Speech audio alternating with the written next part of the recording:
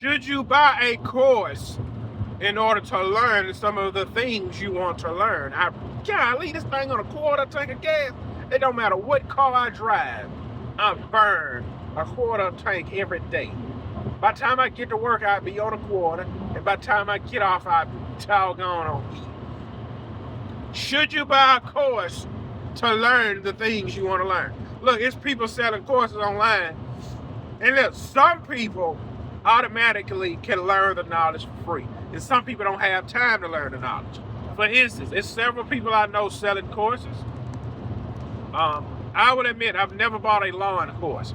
It's fairly simple. Cut the grass, and get the flipping cash. Now, would I have bought the courses early on in my business?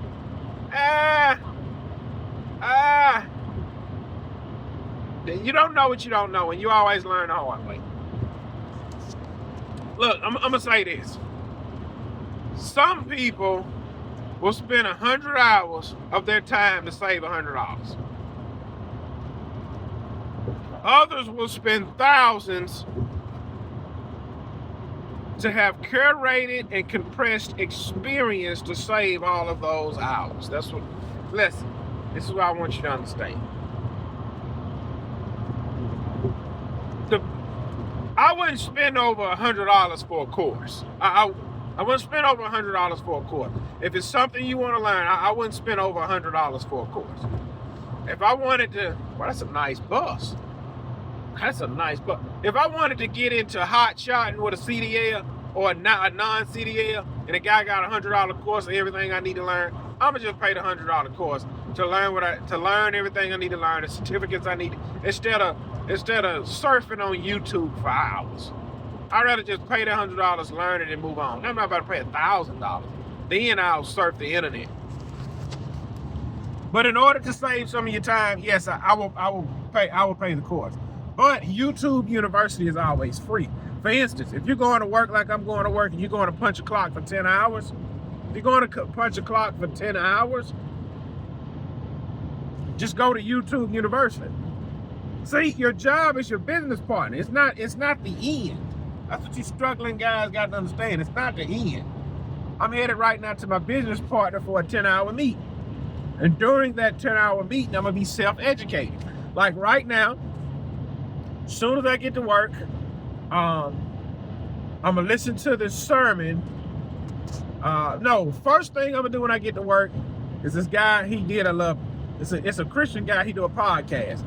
And on one of these podcast episodes, it's about a deacon saying his wife want to leave the church that they are attending and go to another church. But he said, man, I haven't heard the call from God, so I can't leave without the authority from God. And the woman saying, look, I'm just going to support him, and if he wants to stay there, I'm going to just follow him and stay there. I'm going to listen to that first. Then I'm going to probably listen to one of these relationship coaches just for kicks and giggles, get me some laughs. And then I'm going to probably play a sermon from Booty Bottom. And that's going to be about a good... all three of those, I probably will burn 2.5 hours.